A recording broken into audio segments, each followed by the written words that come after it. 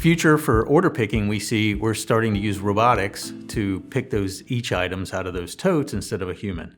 And we're working towards more and more production of that, better and better SKU handling, better and better each pick handling now. So in a picking operation, we're gonna have totes in the rack, each tote with a different SKU. And the ASRS system is gonna select the correct tote to bring out based on Wes telling it which order we're fulfilling at the time. Bring out that SKU tote, sends it to an operator station. The operator picks the quantity required for that order, places it into the order container.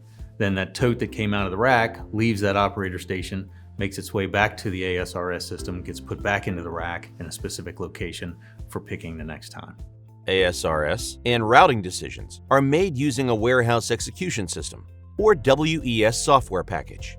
The WES does capacity planning by reviewing SKU velocity and order profiles. Then, along with labor management, determines the average pick rate of an operator.